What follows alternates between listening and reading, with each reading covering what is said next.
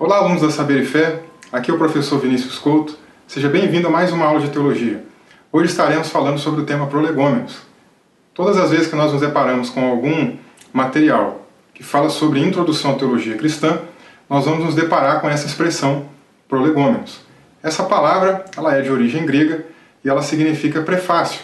Todas as vezes que você pegar um livro, você vai se deparar com um prefácio. E qual é a ideia do prefácio? É mostrar a importância daquele livro, uma indicação daquela obra. E é o que nós pretendemos também fazer nessa aula de hoje. Nós queremos mostrar a importância da teologia e queremos mostrar também como ela é aplicável na nossa vida. Antes de mais nada, também é interessante conceituarmos a expressão teologia.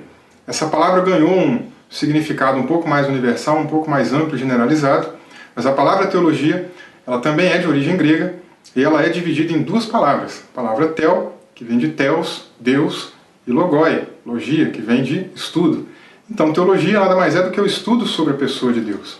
E quando nós falamos também do estudo teológico, nós podemos ainda dividir o estudo teológico por área, por ponto de vista e também por ênfase.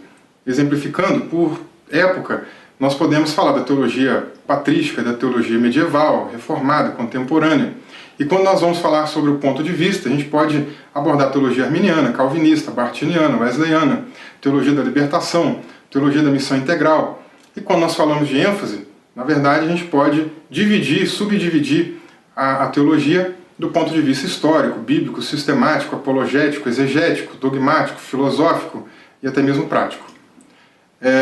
Quando nós também falamos sobre teologia, nós encontramos algumas pessoas que têm uma certa antipatia pela teologia, tem uma certa ojeriza pela teologia.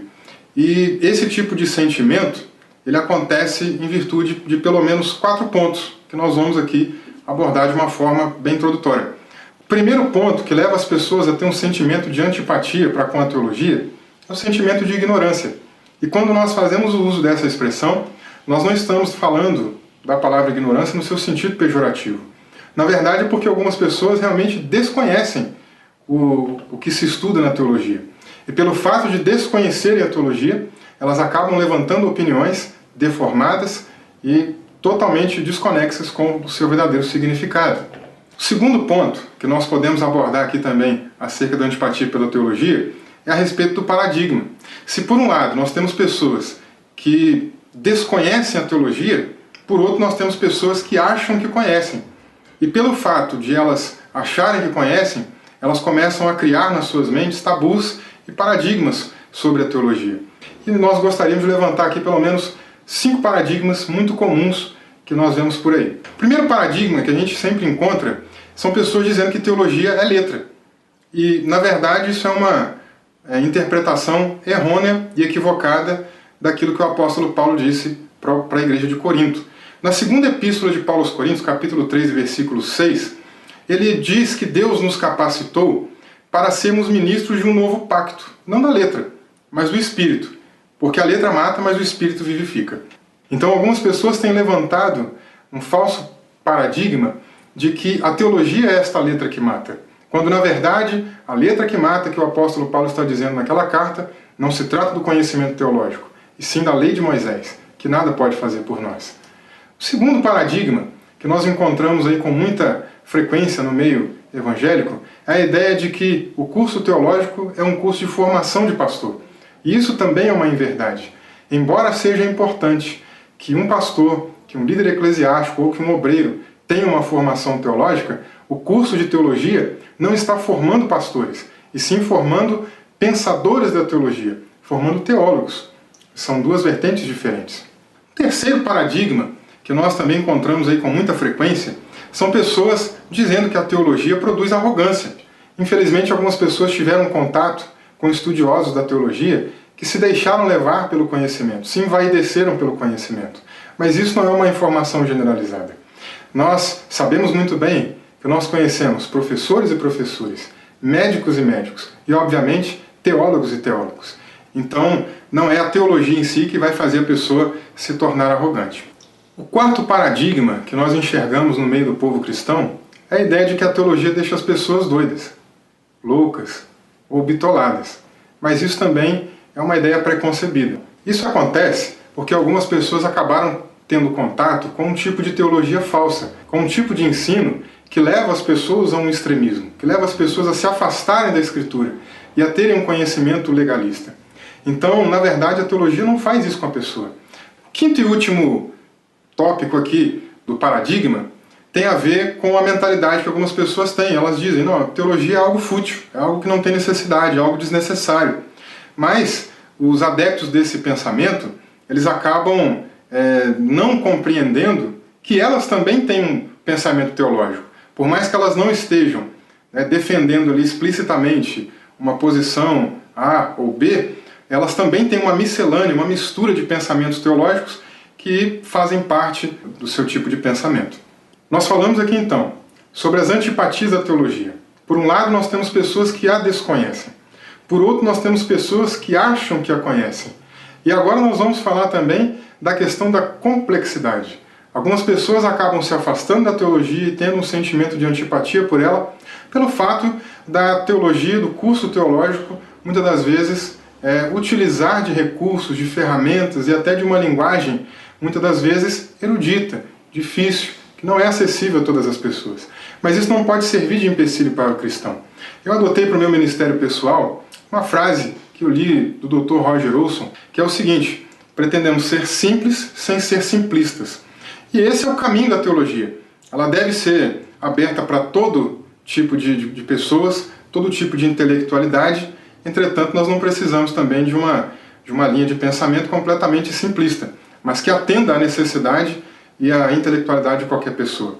O quarto e último ponto, ligado à questão da antipatia pela teologia, é a relação da teoria, daquilo que se aprende nos seminários, daquilo que se aprende nos cursos teológicos e a prática daquilo que se está aprendendo.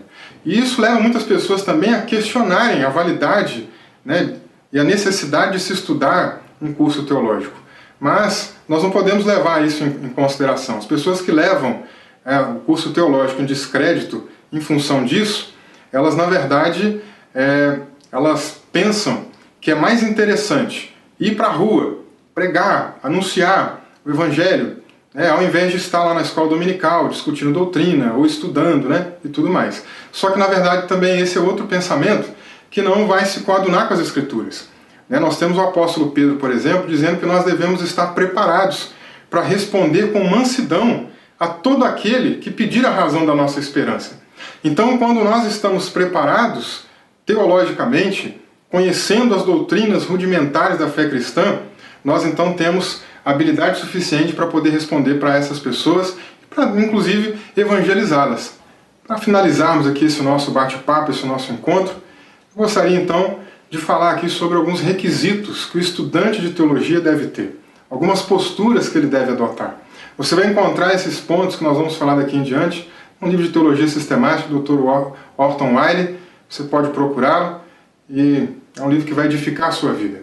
O primeiro ponto que o Dr. Wiley acaba levantando no seu livro é que o estudante de teologia precisa crer. Muitas vezes nós vamos nos deparar no meio do conhecimento teológico com doutrinas que não são completamente inteligíveis à nossa mente. Um exemplo disso é a doutrina da Trindade.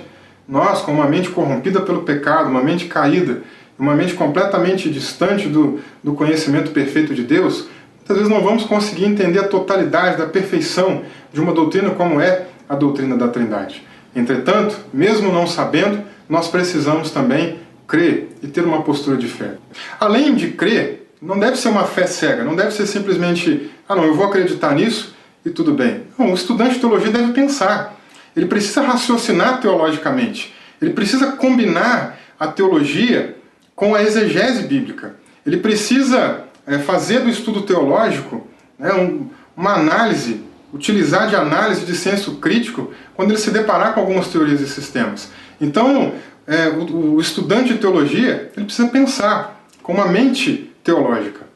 E além de pensar, além de crer, ele também deve depender de Deus. Nós temos uma mente corrompida pelo pecado. E tendo isso em vista, nós não vamos conseguir compreender pelo nosso intelecto todas as verdades cristãs. Precisamos da ajuda de alguém, precisamos da ajuda de Deus. Jesus declarou em João capítulo 15 que sem Ele nós não podemos fazer nada. Então, o estudante de teologia ele precisa adquirir essa postura de depender de Deus e depender do Espírito Santo. Além dessas três posturas já citadas, o estudante de teologia ele deve também adotar uma postura de adoração. Ele deve crer, ele deve pensar, mas ele deve adorar. E a adoração implica no reconhecimento daquele que é adorado. A nossa postura deve ser de reverência. Devemos ter temor e dedicação diante de Deus. O estudo teológico ele não é um fim em si mesmo, mas ele deve aprimorar a nossa relação com Deus. O Dr. Martin Lloyd-Jones ele foi muito feliz em um de seus comentários quando ele disse o seguinte: o grande perigo é tornar a teologia um tema abstrato, teórico e acadêmico. Ela jamais pode ser isso, porque é o conhecimento de Deus. O quinto ponto, a quinta postura que o estudante de teologia deve ter é uma postura de compartilhamento. Nós devemos compartilhar as verdades que estamos aprendendo. O Mar Morto é assim chamado porque nele não há vida. Um dos motivos pelos quais isso acontece é porque ele apenas recebe as águas, ele não divide as águas que ele recebe com mais ninguém.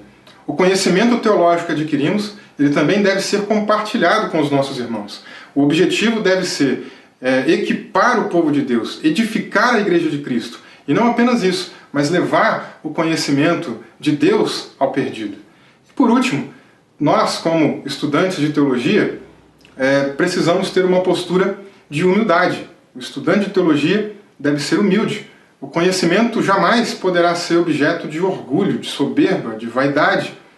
O apóstolo Paulo diz na sua primeira carta aos Coríntios, lá no capítulo 8 e versículo 2, que se alguém cuida saber alguma coisa, ainda não sabe como convém. Então, essa é uma postura importante que todo estudante de teologia deve adotar. E nós ficamos por aqui. Grande abraço para você que nos assistiu. Até a próxima.